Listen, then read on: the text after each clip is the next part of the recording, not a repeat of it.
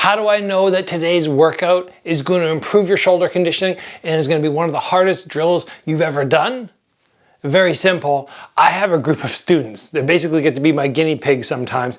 These dudes will really do anything I tell them. Like legitimately, I could come in to teach, walk out of the room, be like, okay guys, I'll be back in half an hour. Give me as many push-ups as you can. And they would do it. They will go, go, go. And I gave them this drill the other day where we're gonna blast the shoulders and it's gonna condition them so well for punching. And I gave them a baseline number. I said, in 60 seconds, I want you to try and get this number.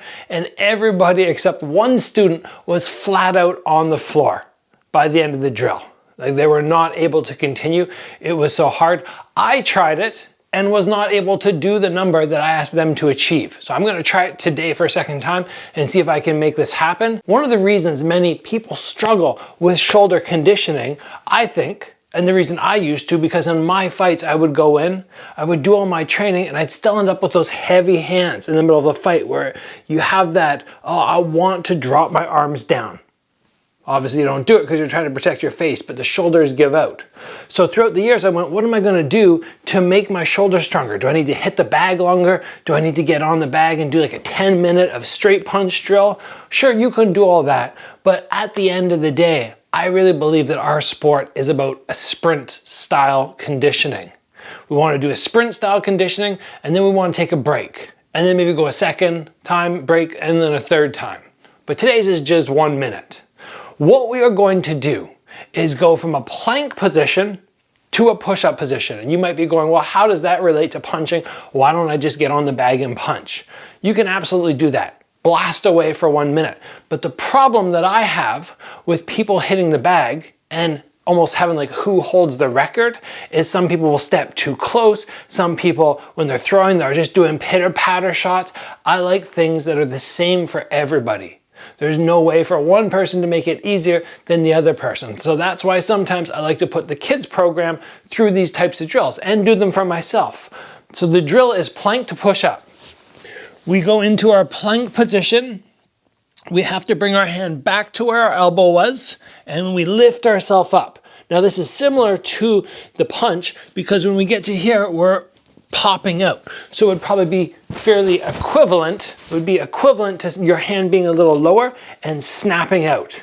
And what's gonna happen is you might be fast for the first 10, 15, 20 seconds, and all of a sudden you're gonna go, whoa, my arms are fatiguing. What am I gonna do? And you start slowing down so much. So like I said at the beginning, we are gonna be aiming for a set number.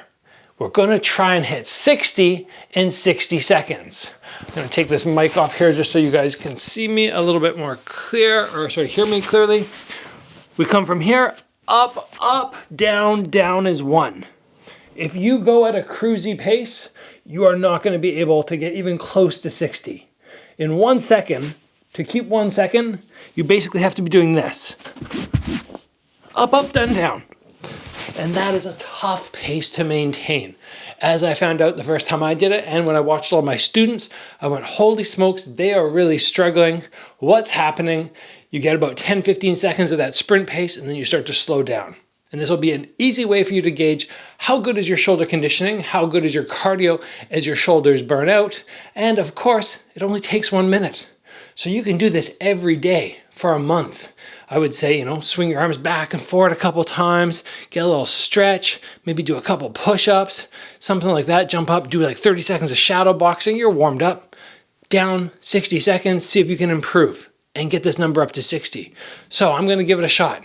I lifted weights today, not feeling super fast and dynamic, but we're gonna see what I can accomplish.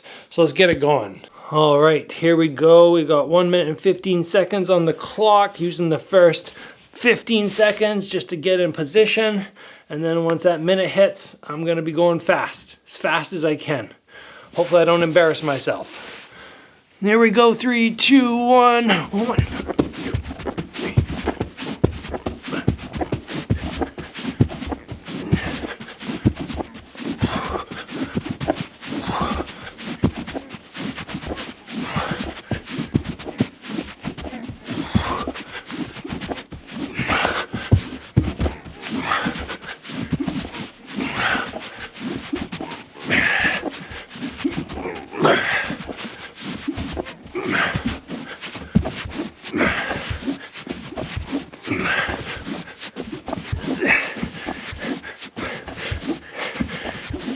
Oh, it's getting hard. Oh.